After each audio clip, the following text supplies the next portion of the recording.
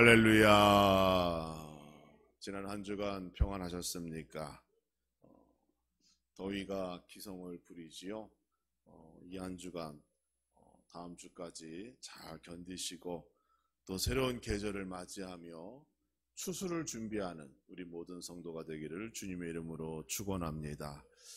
물질의 추수뿐만이 아니라 우리의 믿음의 추수, 또 영혼의 추수, 항상 하나님을 기쁘게 하는 여러분의 가정과 교회 되기를 주님의 이름으로 축복합니다.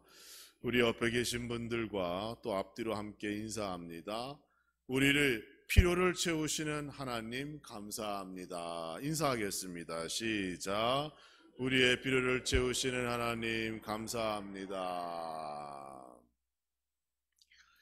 예수님께서는 마태복음 5장과 6절에 기록되어져 있는 산상수훈을 통하여 넓은 의미로는 모든 하나님의 사람, 그리고 좁은 의미로는 예수의 제자가 갖추어야 할 영성과 성품, 그리고 신앙의 자세를 가르치고 계십니다.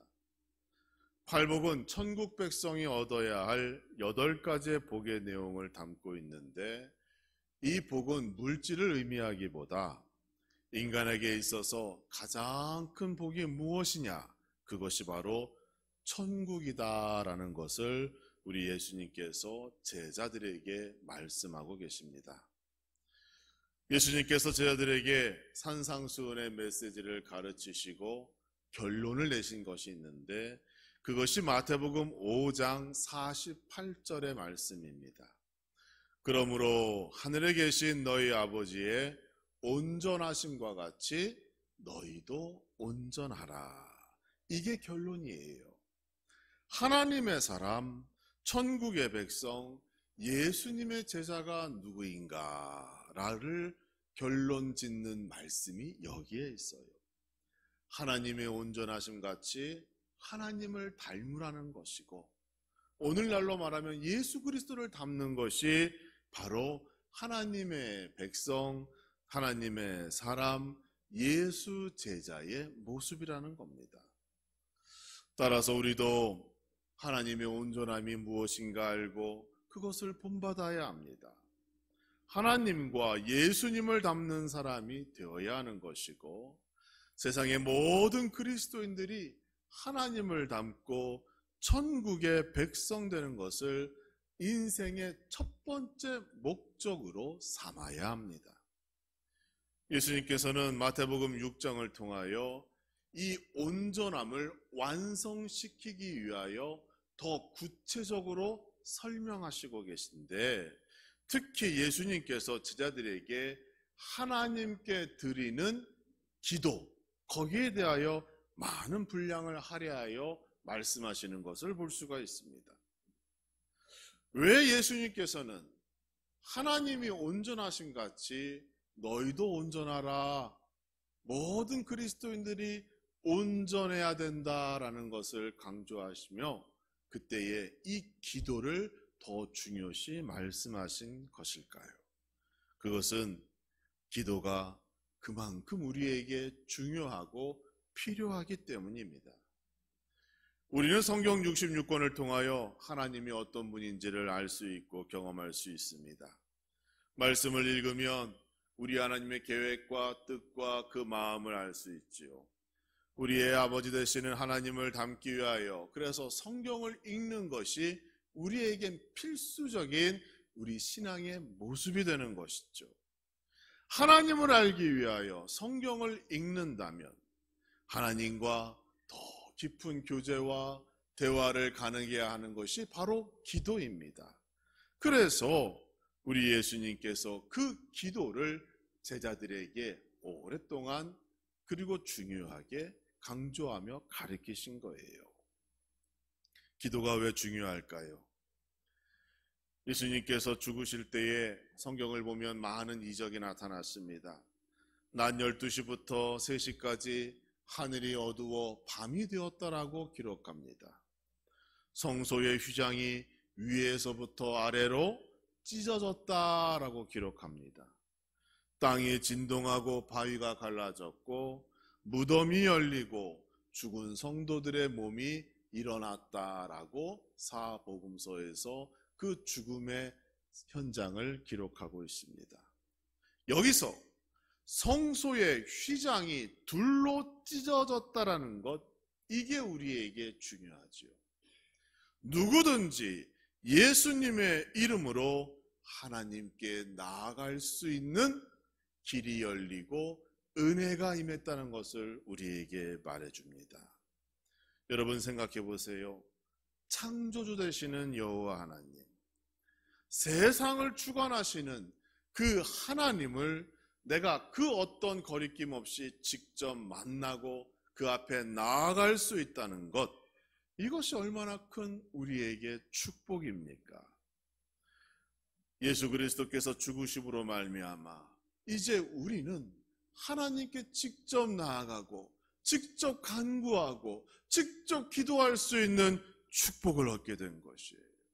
그러니까 우리가 신앙생활을 하면서 이 기도라는 것이 가장 큰 복 중의 복이다라고 믿어야 하고, 또 그렇게 기도하며 우리의 삶을 날마다 하나님 앞에 내놓아야 하는 겁니다.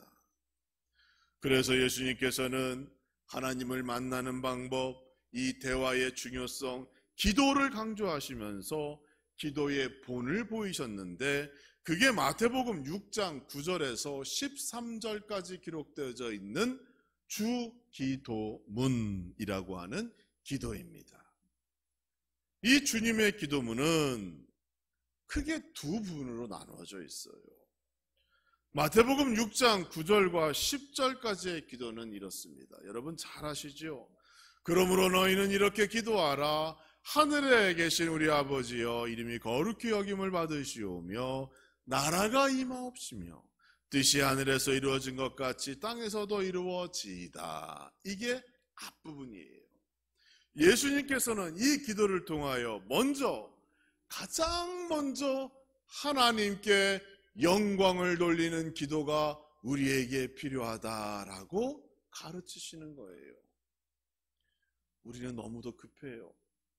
기도하라 그러면 내가 필요한 것부터 먼저 하나님께 간구하고 그것 달라고 우리가 기도하고 금식하고 그러는데, 예수님의 기도는 그렇지 않습니다.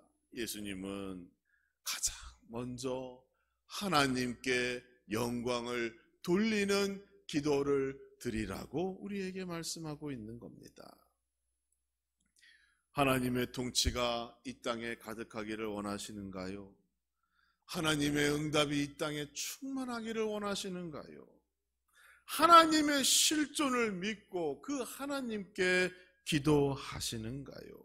그러면 먼저 우리는 하나님의 살아계심을 믿고 그 하나님께 감사와 영광을 돌리는 기도를 먼저 해야 하는 것입니다. 그리고 나서 오늘 읽은 마태복음 6장 11절과 13절에 나와 있는 간구의 기도를 우리 예수님께서 가르치시는 거예요. 그러니까 여러분, 우리가 기도할 때 기도 순서를 너무 어렵게 생각하지 마셔요.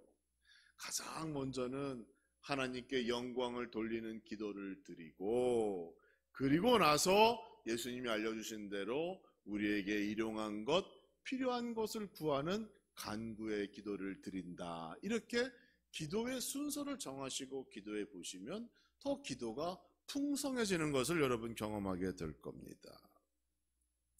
예수님께서 보여주신 기도를 보면 항상 하나님의 영광이 우선입니다. 그리고 나의 필요를 구하는 간구는 나중이에요. 그러므로 우리는 기도할 때에 나의 소원과 간구를 위하여 그것 가지고 매달리기보다 먼저 하나님의 영광을 위하여 기도하는 그러한 변화되고 성숙한 믿음의 자세를 갖는 여러분 되시기를 주님의 이름으로 축원합니다. 예를 들면 이런 거죠. 우리가 우리의 자녀와 배우자들을 위하여 기도할 때 종전에 하나님, 남편의 사업이 잘 되게 해주세요. 하나님, 우리 자녀의 결혼이 잘 준비되게 해주세요. 그렇게 기도했다면 이제는 하나님, 하나님의 영광을 위하여 우리 남편의 사업이 잘 되게 해 주세요. 이렇게 바꿔보는 겁니다. 먼저 하나님의 영광을 위하여, 먼저 하나님께 영광 돌리는 그동안 기도의 모습으로 변화되어진다면 우리 하나님께서 여러분을 사랑하사 더 큰 은혜의 자리로, 기도 응답의 축복으로 여러분과 함께하여 주실 줄 믿습니다. 이렇게만 기도해도 기도의 내용이 풍성해지고 나의 기도가 더 깊어지는 것을 알 수가 있어요. 여러분, 성경은 말하죠. 영혼이 잘 돼야 되는 거예요. 먼저 나의 영혼이 하나님 앞에서 잘 되어지면 범사는 어떻게 돼요? 자연적으로 잘 되어지는 거예요. 그러니까 영혼이 잘 되고 범사가 잘 되어지는 복을 누리시는 여러분 되시기를 주님의 이름으로 축원합니다. 사도행전 2장 후반부를 보면 초대교회의 모습이 잘 표현되어져 있어요. 사도행전 2장 44절과 45절의 말씀을 보면 이렇습니다. 믿는 사람이 다 함께 있어 모든 물건을 서로 통용하고 또 재산과 소유를 팔아 각 사람의 필요를 나누어 주었다. 이렇게 기록하고 있습니다. 각 사람의 필요를 나누어 주었대요. 초대교회가 어떠한 영적 상태에 있었는지, 초대교회의 특징이 무엇인지를 우리에게 말씀하고 있습니다.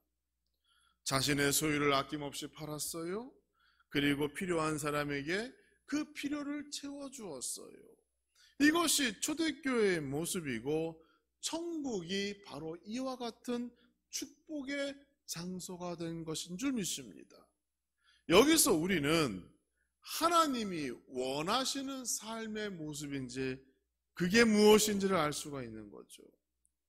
교회 안에서도 우리의 일상생활에서 서로의 필요를 채워줄 수만 있다면, 하나님께서는 전능하신 하나님인데 우리의 믿음과 우리의 마음을 보시며 우리의 필요를 얼마나 잘 채워주실까, 그것을 우리가 한번 상상해 볼 수가 있는 겁니다. 사랑하는 성도 여러분, 초대교회는 영적으로도 육적으로도 채워지는 그러한 장소였어요. 천국도 마찬가지고 하나님이 통치하는 세상은 그러한 세상이 되어야 합니다. 가난하거나 궁핍하거나 슬퍼하거나 낙담하거나 좌절하는 그러한 영적 상태가 아니라 항상 만족이 있고 기쁨이 있고 그것을 위하여 서로가 관심 갖고 기도하고 사랑하고 채워주는 역사가 있는 교회, 그게 바로 우리 함라중앙교회가 되어질 줄 믿고 그것이 바로 천국과 같은 하나님이 원하시는 교회의 모습이요 성도의 모습임을 여러분 기억하시기 바랍니다. 그래서 우리는 우리의 필요를 이와 같이 채우시기를 원하시는, 그것을 기뻐하시는 하나님께 예수님의 그 기도문과 같이 일용할 것으로 간구하는 그러한 믿음의 자세를 가져야 하는 거예요. 오늘 11절 말씀 보세요. 오늘 우리에게 일용할 양식을 주옵시고 라고 말씀하고 있습니다. 하나님께서는 과거나 현재 앞으로도 우리에게 일용할 양식, 필요를 채우시는 하나님 되십니다. 하나님께서는 자신의 백성들을 결코 굶주리거나 궁핍하게 내버려 두지 아니하시는 하나님 되십니다. 그 하나님께 구하시고 받으시고 여러분의 필요를 채워주시는 하나님께 감사와 영광 돌리는 그러한 우리의 삶으로 이 후반기가 잘 준비되어야 될 줄 믿습니다. 애굽을 떠난 이스라엘 백성들 상상해 보세요. 그들이 홍해를 건너자마자 불평과 불만이 쏟아지기 시작했어요. 왜요? 먹을 것도 없고 마실 것도 없어요.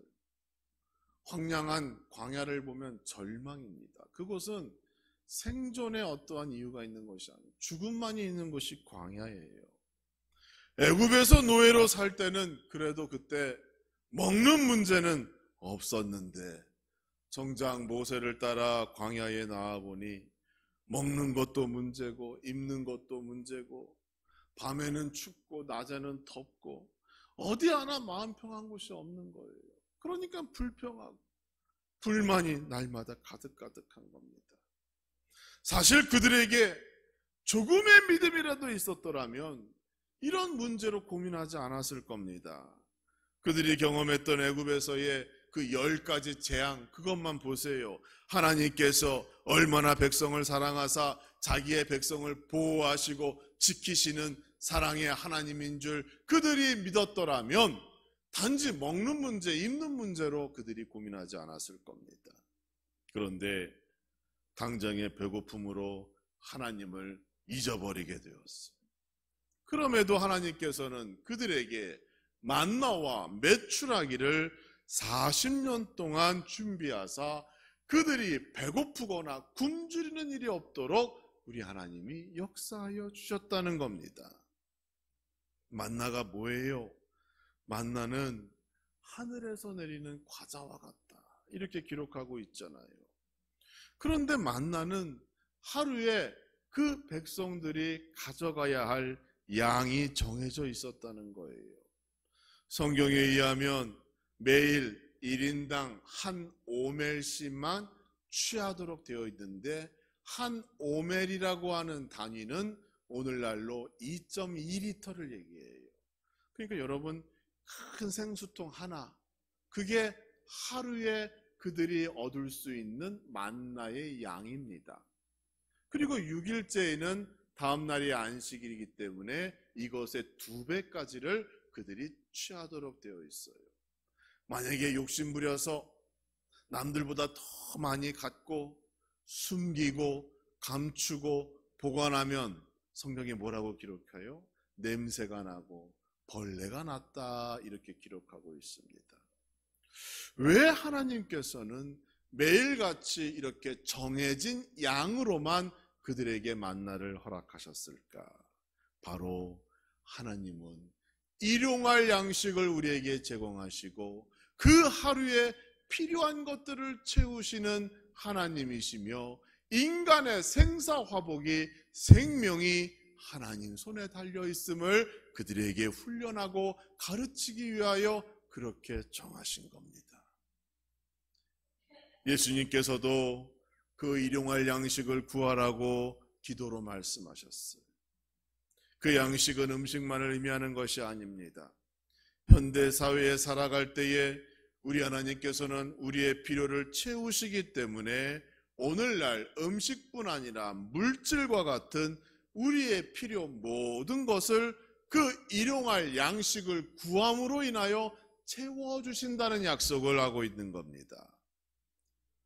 성경에서 말씀하는 하나님의 약속된 축복은 영적인 것, 육적인 것, 모든 것을 충족시키는 것이기 때문에 예수님께서는 오늘날 우리에게 필요한 모든 것을 하나님께 간구하라, 이렇게 지금 말씀하시는 거예요. 여기에 조건이 있지요. 뭐예요? 일용할 것, 그 하루에 필요한 것, 나에게 가장 중요한 그 하루의 필요를 채우시는 것, 그 일용할 것을 하나님께 구하라고 말씀하고 있습니다. 매일매일 하나님만 의지하며 살라는 말씀입니다. 그래서 우리는 억지로라도 이렇게 기도해야 합니다. 자신의 삶 전체를 하나님 손에 맡기고 하나님만이 나의 주인 되심을 고백하며 하루하루 그 하루를 기뻐하고 만족하여 하나님께 감사와 영광을 돌리는 그러한 기도와 그러한 그리스도인의 삶을 살라고 예수님께서 오늘 본문을 통하여 우리에게 말씀하고 있는 겁니다. 오늘도 일용할 양식으로 채우시는 하나님을 믿고 의지하는 성도가 되기를 주님의 이름으로 축원합니다. 우리에게는 하루에 필요한 음식과 물질만이 필요한 것이 아니에요. 하나님의 영적인 도움과 인도도 필요합니다. 그래서 예수님께서 말씀하셔요. 12절 말씀 보시면 우리가 우리에게 죄 지은 자를 사하여 준 것 같이 우리 죄를 사하여 주옵시고 라고 기록되어져 있는 거예요. 가장 먼저는 양식, 육적인 것이 우리에게 필요했다면 이제는 영적인 것까지도 우리에게 채우심을 약속하고 있는 겁니다. 우리에게는 매일매일 하나님의 죄 용서의 은혜가 필요합니다. 어떤 사람은 한 번 용서받으면 더 이상 회개가 필요 없다, 죄 용서의 은혜가 필요 없다라고 주장하는 사람들이 있어요. 인간이 앞으로 지을 죄까지 다 미리 예수님께서 용서했기 때문에 이제는 회개할 필요가 없다, 이렇게 주장하는 사람이 있어요. 잘못된 겁니다. 성경을 끝까지 안 읽어서 그래요. 하나님께서 아브라함에게 하신 약속이 있습니다. 야곱에게도 하신 약속이 있어요. 모세에게도 하신 약속이 있어요. 다윗과 솔로몬에게도 하신 약속이 있어요. 약속의 시기와 때는 달랐지만 그 내용은 같습니다. 그럼 여러분 생각해 보셔요. 전능하신 하나님께서 인간과 약속하셨는데 한 번만 하면 되지 왜 매번 그때마다 약속을 하나님께서 하셨을까요? 인간의 죄의 문제가 있기 때문에 그런 겁니다. 인간은 누구나가 원죄를 안고 세상에 태어납니다. 인간은 아무도 보지 않는 환경에 처하면 자기 안에 존재하는 그 원죄의 유혹에 굴복당하는 때가 많아요. 특히 가진 것이 풍부하고 부족함이 없고 삶의 여유가 있고 시간이 남아있을 때 인간은 본능적으로 그 원죄의 문제 때문에 새로운 것을 찾아갑니다. 하나님을 떠나면 더 기쁘고 좋은 곳이 있지 않을까, 이러한 생각을 하는 거예요. 그래서 교회 밖에서 새롭고 재밌고 즐겁고 교회 밖에서 일어난 일들에 대하여 관심하고 거기에 동참하고 싶고, 그것을 하지 않으면 내가 마치 유행에 뒤떨어진 사람처럼 그것 때문에 고민하여 그것에 앞장서게 되고, 그러한 죄의 자리에 나도 모르게 빠지게 되는, 그게 바로 우리 인간의 모습입니다. 하나님을 떠나게 되는 거예요. 그래서 이스라엘도 나라를 잃었던 시기가 있었습니다. 200년 넘게 하나님의 침묵의 시기를 경험했던 어둠의 역사를 가지고 있었습니다. 지금도 이스라엘을 보세요. 그 전쟁에서 벗어나지 못하고 있는 비극의 역사를 살아가고 있습니다. 왜? 그들이 하나님이 복 주실 때 하나님의 은혜를 알지 못하고 하나님을 버리고 우상과 세상을 섬겨 그러한 불행한 역사를 가지게 된 거잖아요. 그래서 하나님의 약속은 매 시간 우리에게 필요한 겁니다. 하나님의 죄 용서의 은혜가 매 시간 우리에게 필요한 거예요. 매일매일 우리는 그 하루에 지은 죄를 고백하는 회개의 시간이 있어요. 잠자리에 들기 전에 하나님 용서하여 주옵소서. 주의 전에 나와 매는 먼저 나와 기도할 때 뭐라고 기도합니까? 하나님, 한 주간에 지었던 나의 죄를 용서하시고 오늘 드리는 예배가 하나님 기뻐 받으시는 예배가 되게 하여 주옵소서. 여러분 이렇게 기도하시는 줄 믿습니다. 이처럼 우리는 매일매일 죄 용서의 은혜를 하나님께 구해야 하는 거예요. 그래서 예수님께서도 일용할 양식을 놓고 구하라고 말씀하시고 죄 용서의 은혜를 놓고 하나님께 구하라 말씀하십니다. 그리고 13절에 또한 이렇게 기도하십니다. 우리를 시험에 들게 하지 마시옵고 다만 악에서 구하시옵소서. 예수님께서 구하시는 마지막 일용할 간구가 무엇이에요? 모든 악에서부터 구원받는 것. 다르게 얘기하면 하나님의 인도와 보호가 내 삶에 충만하게 나타나기를 우리 하나님께서 원하신다. 그것을 위하여 기도하라. 이렇게 말씀하십니다. 여러분 삶에 하나님의 은혜가 없다면, 하나님의 인도가 없다면 여러분의 삶은 과연 어떻게 될까요? 이 문제는 부모님께서 9박 10일로 해외여행 가서 집에 안 계시니까 나는 이제 자유다, 그런 거하고는 달라요. 여러분, 부모님 안 계시면 우리가 어릴 적에 이제 잔소리하는 사람도 없고 공부하라는 사람도 없으니까 내가 하고 싶은 것 좀 하면서 좀 잘 쉬겠구나, 이렇게 생각하겠죠. 그런데 여러분, 그 10일이 한 달이 되고 1년이 되고 10년이 된다고 생각해 보세요. 나를 누구도 컨트롤하지 않아요. 인도하지도 않아요. 보호하지도 않아요. 그게 자유입니까? 10중 8구 여러분은 이전에 경험하지 못했던 고독함과 외로움에, 그리고 점점점 낮아지는 삶의 질을 경험하게 될 겁니다. 함께 지내던 부모님이 안 계시고 배우자가 없고 혼자 되었다면 과연 그 인생이 자유로운 아름다운 인생이라고 말할 수 있겠습니까? 마찬가지로 하나님께서 우리를 향한 그 은혜를 멈추신다면 매일매일 나를 넘어뜨리고자 다가오는 그 사탄의 시험과 유혹을 과연 무엇으로 우리가 이기고 승리할 수 있겠는가 말입니다. 하나님의 은혜가 멈춰지면 우리의 마음은 금방 세상의 것으로 채워지게 됩니다. 잠시 즐거운 일이 있을지 모르지만 이내 우리의 영혼은 외로움과 슬픔 가운데 머물게 될 것이고, 선이 아닌 악이 지배하는 자신의 모습을 발견하며 더 큰 좌절과 절망 가운데 빠지게 될 것입니다. 신앙생활이 멈추어지고 세상과 친구 삼아 지낸다는 것, 여러분, 그거 자유 아닙니다. 행복 아닙니다.